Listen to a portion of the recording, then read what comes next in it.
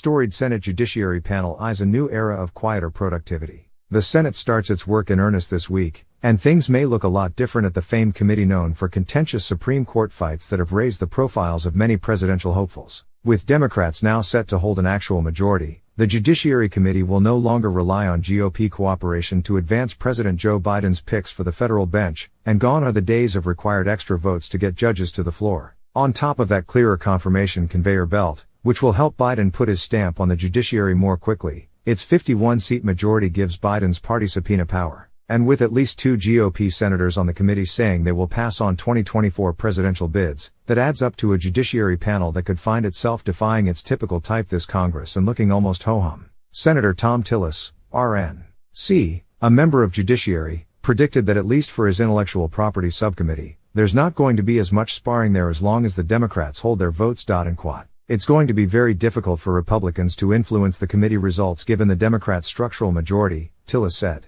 "There are some that are going to do it, but then you have to ask why, in terms of a vote outcome." And quote, "Of course, that dynamic could change, and would shift instantly if a Supreme Court vacancy arises." The recent confirmations of Justices Ketanji Brown Jackson, Amy Coney Barrett and Brett Kavanaugh each served as high-water marks of partisan bitterness for the committee. And much of the environment will depend on the tone between Judiciary Chair Dick Durbin, D.L., and the panel's incoming top Republican, former Chair Senator Lindsey Graham of South Carolina. Durbin said in a brief interview that he and Graham have a good relationship. And quote, "Both have teamed up on bipartisan legislation to provide a pathway to citizenship for undocumented immigrants who came to the United States as children, even as Graham pushes for a tougher border policy." An ally of former President Donald Trump, Graham has also had his fair share of battles with the panel's Democrats, accusing them in 2018 of wanting to destroy Kavanaugh. As for the panel as a whole, Durbin said it won't just be a rubber stamp for judges this Congress and cited oversight of drug policy as one area of potential focus. "I hope that we are as productive when it comes to judicial nominees, but we're also going to take the oversight role very seriously," Durbin said.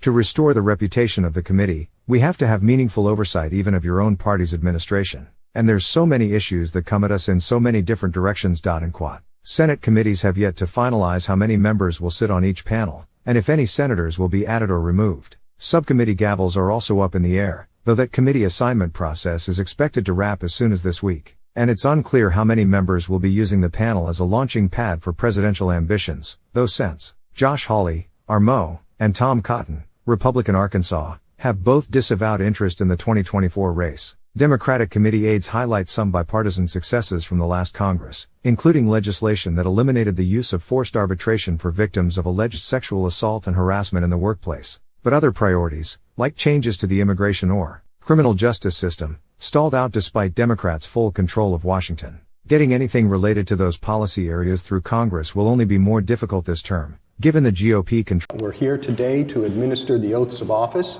to Judge Ketanji Brown Jackson to become an Associate Justice of the Supreme Court of the United States. But before we do so, I would like to recognize Dr. Patrick Jackson, who is here, her husband, and her daughters Talia and Layla. Are you prepared to take the oath? I am.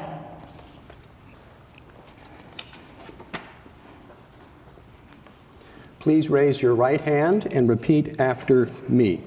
I, Ketanji Brown Jackson, do solemnly swear. I, Ketanji Brown Jackson, do solemnly swear that I will support and defend the Constitution of the United States against all enemies, foreign and domestic.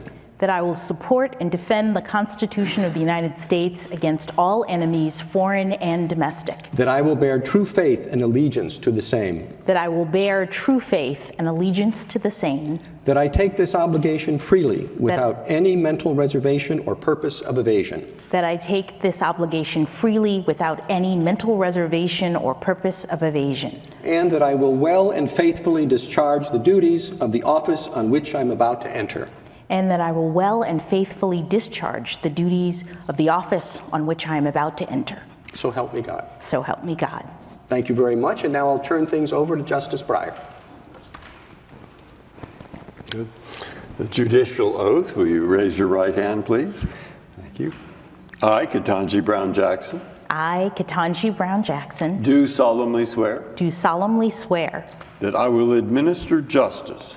That I will administer justice. Without respect to persons. Without respect to persons. And do equal right. And do equal right. to the poor and to the rich, to the poor and to the rich, and that I will faithfully and impartially and that I will faithfully and impartially discharge and perform all the duties incumbent upon me as an Associate Justice of the Supreme Court of the United States. As an Associate Justice of the Supreme Court of the United States. Under the Constitution and laws of the United States. So help me God. So help me God. And now, on behalf of all of the members of the court, I am pleased to welcome Justice Jackson to the court and to our common calling.